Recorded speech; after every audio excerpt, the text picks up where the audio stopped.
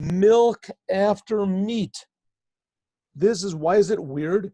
Because first of all, the whole laws of milk and meat in general are weird. Doesn't make any sense.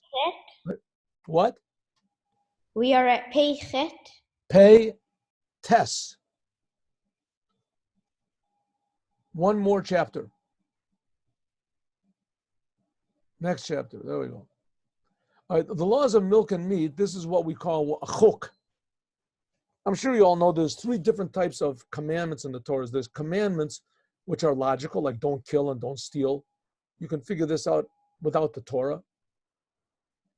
Even though most people wouldn't do it according to the Torah. You can look at the Germans and the Nazis and the communists, and they killed millions and millions of people with logic and culture and everything. Okay, we've been through that.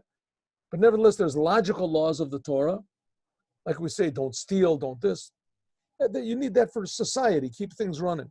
Then we have religious laws of the Torah. That's called edut. Edut, these are laws that testify on something else. You eat matzah on Passover. Maybe you can even say tefillin, you put on, it's a sign on your arm. We put God's name where your heart is on your mind. And then there's commandments which make no sense at all. And those are called chukim. And one of the most outstanding ones is milk and meat. Kosher milk. You can drink kosher milk. Nothing wrong with it. Kosher meat, no problem. Excuse me, you can certainly eat meat. But you're not milk and meat together? Ooh, terrible. Not only that, according to the Torah, why? Why should it be forbidden? What's wrong with it? Not only that, according to the Torah, it's forbidden to boil milk and meat together. We learned about that, right? In the first law. You can't boil it together, milk and meat together. And if you do boil it together, then it's forbidden to get pleasure from it. You can't sell it. You can't give it to your dog or anybody's dog. You have to burn it, get rid of it, throw it in the sea. Milk and meat. What's so threatening about milk and meat? And you can't eat it either. But that's only if it was boiled together. What if it wasn't boiled together? From the law of the Torah, you can eat it together. If it wasn't boiled together, no problem. You can eat it. But the rabbis came, and the rabbis are commanded by the Torah to make these laws. And the rabbis said, not only can you not eat milk and meat together, you can't even eat milk after meat. Not only that, it's best if you wait 6 hours. So we learned yesterday that there's 3 different opinions. One says you have to wait 6 hours, that's the mechaber. One says you don't have to wait at all. And one says you have to wait 1 hour. There's some people that they wait 3 hours. Our custom, of course, is we wait 6 hours, but there's people that they don't wait. Technically, says according to some opinions of the rabbis, that you can eat milk, drink milk, or eat cheese, whatever, immediately after eating meat. Immediately. All you have to do is make a blessing, an after blessing on the meat, and wash out your mouth and eat a little piece of bread or something like that, and then you can do it. Don't do it. Nobody does that. It's not a thing you can do. If you're looking for easy ways out, so that's an easy way out, but it's not good to look for easy way out. Let's go. So we learned pay tet. We learned what? Do not eat milk after meat. If you eat meat, you should wait for 6 hours. Even if you just chewed it up and spit it out, you should wait for 6 hours until you eat milk. And you have to also wash out your mouth, and you have to make an after blessing, etc. What about the other way around? What if you eat milk first? Can you eat meat after it? Let's see. Bait. Gavina, if you eat cheese, mutar lechol acharav, you can eat meat after it, miyad, immediately. Ubi levad, but just so long as she'yayin yadav, you have to look at your hands. Shelo yeh shum davar mi'agavina nidbak bayam. Once in a while, a person, he takes a piece of meat from the plate, puts it in his mouth. Who knows? Most people don't do that, but there are some people that do. In any case, you want to eat meat after milk. In other words, eat milk first, and then all of a sudden you decide you want to eat a hot dog. So you can do it, and you can do it immediately. But wash your hands. Look at your hands. Examine your hands carefully, that there should not be any of that cheese stuck on your hands. What if it's in the nighttime and you don't have clear light? We're talking about in the time, electricity wasn't around that long. When was it electricity started? I don't know, 150 years ago or something. And this was written 400 years ago. So before 150 years, they used to have, it didn't used to be so well lit in the night times. If it wasn't the nighttime, that you can't look very well into your hands and you can't examine them, and you just ate cheese and you really want to eat meat in the nighttime, then you have to wash your hands. It's not good enough to just examine them. You must wash them. In any case, you have to kaneach piv ulahadicho. You have to wash out your mouth and eat something, also a piece of bread or something. What should you, here it says, hakinuach, what does it mean? You have to rinse out your mouth with some liquid and you have to wipe it out. What do you wipe it out with? The kinuach, wipe it out. Yil'os pat. You should chew up bread. V'yakanech bo piv, and you clean out, wipe out with this bread your mouth. Yafe, well. This is talking about what? He wants to eat milk first. Before you eat that meat after milk, wash out your mouth and wipe it out. What does it mean, wipe it out? Eat some bread. Or bread, you don't like bread. Eat a mazonot. You don't like mazonot. Then anything you want to, you can eat except for kimcha, except for flour. Who eats flour? I don't know. But tamari or dates. Dates are not, they don't wipe out your mouth well. They don't get rid of that milk that could be between your teeth or something. Vayerka, or boiled vegetables, because him nidbakim b'chanichayim, they do not clean out your mouth, rather they stick to your mouth, to your palate. Makom l'mayla mibeit ha'belia krov l'shinayim. They stick to your palate near your teeth, and that does not get rid of the milk or cheese, whatever the cheese that you just ate. And these things like, what do we say, dates and boiled vegetables do not wipe out the mouth well. Then what are we talking about? What are we eating these things? Because you want to eat meat after milk. So you ate milk, cheese, not milk, cheese, and you want to eat milk, you want to eat meat afterwards, rinse out your mouth and wipe it out with bread or something like that. Swallow the bread. And afterwards, yadiach piv or buyayin, and then afterwards, or you can do whichever one you want first, with water or wine, etc. And when do you have to do this? If you ate cheese and you want to eat meat, what type of meat? If you ate cheese and now you want to eat thick meat, like the meat of a cow, sheep, goat, or chaya, or deer. Every deer meat, I think it's called venison. Kosher, it has to be kosher, of course.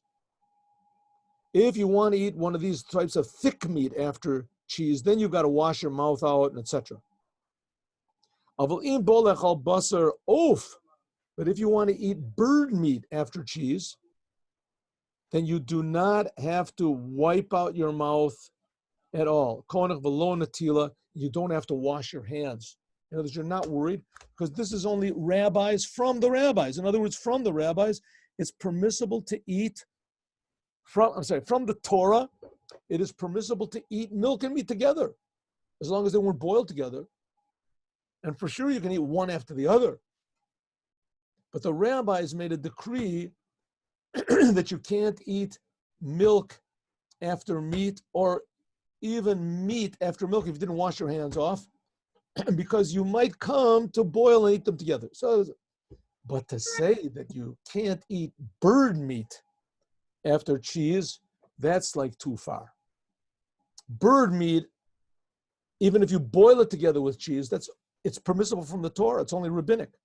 So what are you saying now? You can't eat bird meat after cheese, which that's rabbinic, because maybe from that you're going to do another rabbinical sin To make a fence around the fence, they don't do. So what do we learn over here?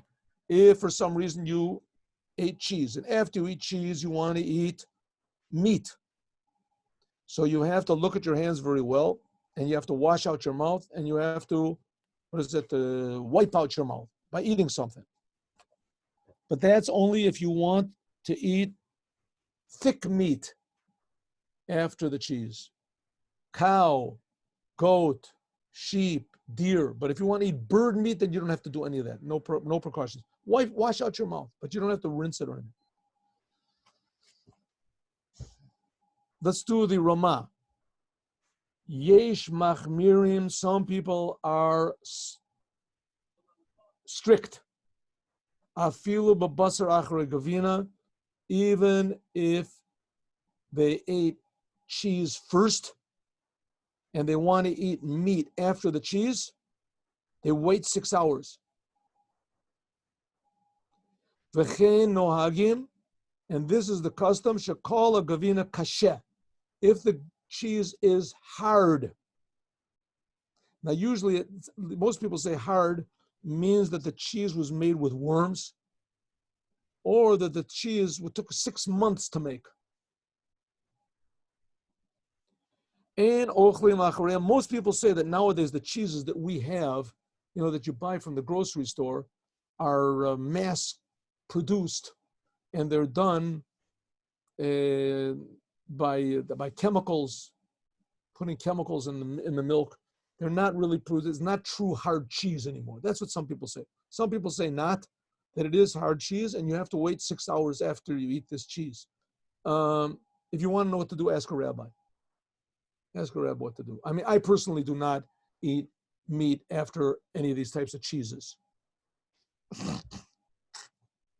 But I'm not a big example because I don't really care that much what I eat anyway. So, but people that do care have to ask a rabbi. Like we learned over here about aseh lecha rav. To be strict on yourself is no big chachma. Because something should be strict on yourself, you're not really doing the law. You don't know the law because you don't know, so you're just strict. That's okay. But on the other hand, like I said, the world wants to be used in the proper way to serve Hashem. So if you say that something is forbidden when it's really not, then you're preventing something from being used. Not good. So therefore, you have hard cheese and you want to eat meat afterwards, go to your rabbi in the town, whoever your rabbi is. And there's also a general principle which I want to tell you, and that is the Rebbe said that there's a thing called das balabatim. Das balabatim is not das Torah. What's das balabatim, says the Rebbe? The opinion of a rabbi that is not, does not, that is a psak laws. That people don't come to him to ask laws. A Rosh Yeshiva. A person who's a Rosh Yeshiva, he knows all the Gemaras, all the laws, knows everything. You're not supposed to go to him to ask laws, unless it's something obvious.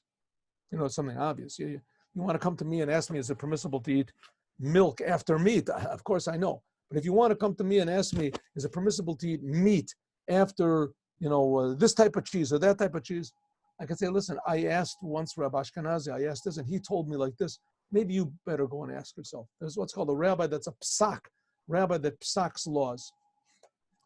So therefore, the Ramah has an opinion that says after cheese, some people wait 6 hours.